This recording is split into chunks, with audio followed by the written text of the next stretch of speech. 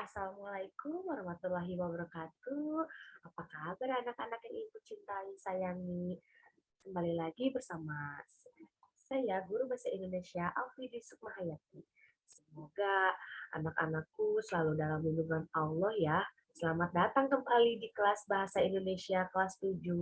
Pada minggu ini, pada minggu sebelumnya, eh, Ibu telah menjelaskan, membahas tentang teks deskripsi. Dan pada hari ini, Ibu akan membahas tentang teks laporan hasil observasi atau bisa disingkat dengan teks LHO.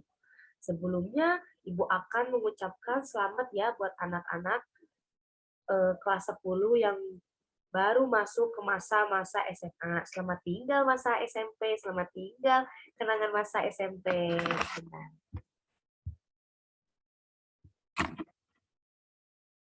Baik, di sini Ibu langsung akan menjelaskan tentang teks laporan hasil observasi atau disebut dengan teks LHO. Teks LHO ini sebelumnya sudah pernah kalian ajari ketika di SMP. Semoga kalian masih ingat ya. Kalau yang tidak ingat, tenang. Ibu akan mempelajari ulang mengenai teks LHO. Sekarang ya. Teks laporan hasil observasi di dalamnya ada kata observasi, yang berarti teks laporan hasil observasi adalah teks yang berisi penjabaran umum atau melaporkan sesuatu berupa hasil dari pengamatan atau observasi. Jadi, tujuan adanya teks LHO ini adalah agar kita semakin terampil dalam menuliskan hasil pengamatan kita. Ibu yakin kalian semua pasti sudah pandai mengamati apa saja, mengamati lingkungan, tempat tinggal kalian, mengamati situasi, mengamati kondisi, mengamati tempat, hewan, tumbuhan, atau mungkin mantan kalian bisa kalian amati. Tapi ketika mengamati kita harus menuliskan laporannya. Nah, tapi kalau mengamati mantan tidak usah menuliskan laporannya, nanti nggak bisa move on. Oke, bercanda, biar nggak tegang sama pelajaran ibu ya.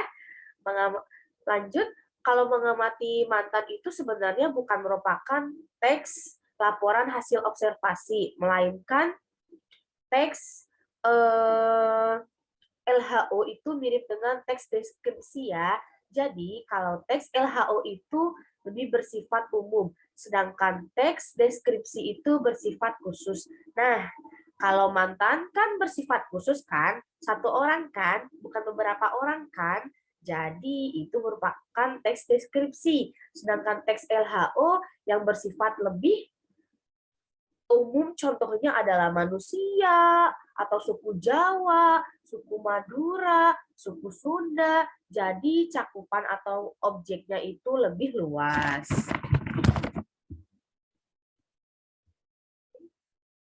Baik, kita pelajari dulu ya perbedaan antara teks LHO dan teks deskripsi. Perbedaan yang pertama adalah teks LHO itu bertujuan untuk melaporkan hasil pengamatan kita secara objektif dan sistematis. Bahkan teks LHO ini untuk membuktikan sebuah teori atau memecahkan suatu permasalahan. Sedangkan kalau teks deskripsi itu fungsinya adalah untuk menggambarkan secara detail atau memberikan gambaran kepada pembaca tentang apa yang kita tuliskan dan tentang suatu hal yang akan kita deskripsikan. Perbedaan yang kedua adalah teks LHO ditulis secara objektif dan netral. Sedangkan kalau teks deskripsi itu ditulis secara objektif dan subjektif. Atau si penulis boleh memberikan kesan pribadinya di dalam teks deskripsi itu. Dan perbedaan yang ketiga, yaitu dari struktur teks LHO adalah yang pertama, pernyataan umum atau klasifikasi. Dan yang kedua, deskripsi bagian. Dan yang ketiga, deskripsi manfaat. Sedangkan teks deskripsi strukturnya adalah yang pertama ada identifikasi, yang kedua ada klasifikasi, dan yang ketiga ada deskripsi bagian. Jadi strukturnya isi di dalamnya itu jelas berbeda. Contohnya kalau kita misalnya akan membahas tentang boneka, tentunya boneka itu kan menjadi mainan anak-anak yang berbentuk bisa menyerupai manusia, hewan, tumbuhan, atau hal-hal yang lain. Nah, kalau teks LHO itu boleh menuliskan tentang boneka karena di dalamnya kita bisa menjabarkan jenis-jenis boneka, yaitu misalnya boneka yang terbuat dari kayu, dari kain, dan lain sebagainya. Sedangkan untuk teks deskripsi itu kita hanya perlu mendeskripsikan satu boneka saja. Contohnya adalah boneka Annabelle.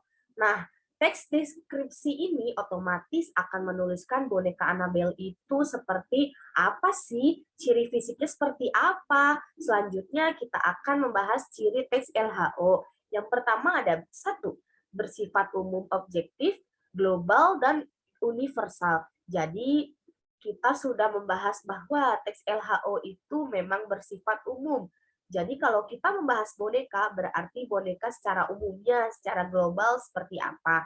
Dan yang kedua, ada objek yang dituliskan atau dibicarakan adalah objek tunggal.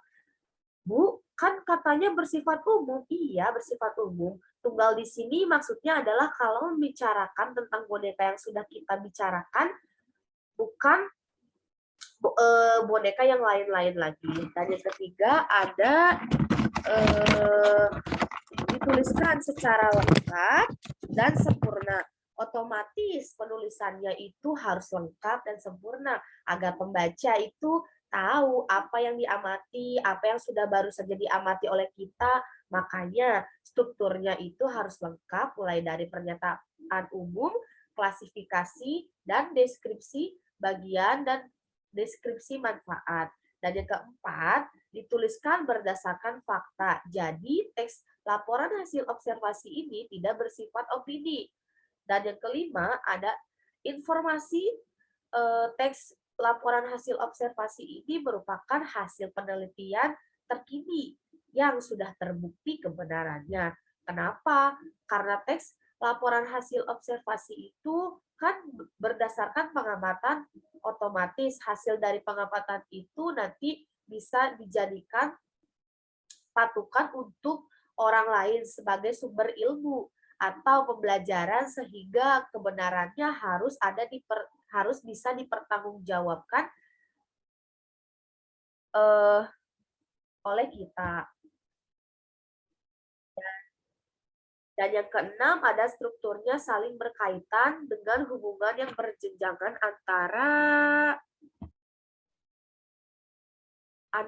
kelas dan subkelas, soalnya terkait dengan terangkai dan nyambung. Untuk pertemuan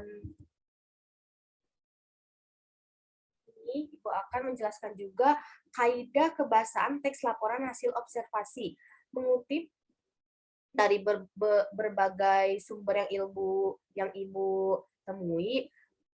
Yang pertama itu ada penggunaan verba atau kata kerja, yaitu kata-kata yang menyatakan suatu tindakan.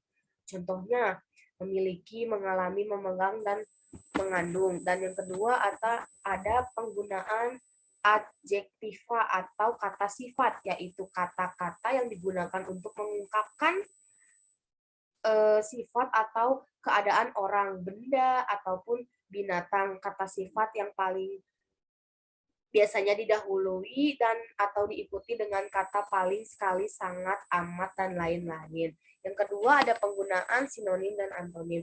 Sinonim adalah kata-kata yang memiliki persamaan makna dan antonim adalah kata maknanya berlawanan. Dan yang itu ada penggunaan konjungsi, yaitu kata-kata yang menghubungkan dua satuan bahasa sederajat. Contohnya tetapi, sedangkan, atau supaya. Dan yang terakhir ada penggunaan kalimat kompleks dan simpleks, yaitu kalimat kompleks adalah kalimat yang mempunyai lebih dari satu verba atau satu predikat, sedangkan kalimat simpleks hanya terdiri atas satu struktur kalimat. Contohnya kupu-kupu termasuk ke dalam kingdom Amalia. Itu udah Ibu jelaskan ya, apa itu teks hasil observasi, bagaimana sih perbedaannya antara teks hasil observasi dengan teks deskripsi. Baik, anak-anak, pertemuan hari ini Ibu demikian pembahasan materi teks laporan hasil observasi sudah selesai. Semoga bermanfaat bagi anak-anak kita semua ya. Terima kasih.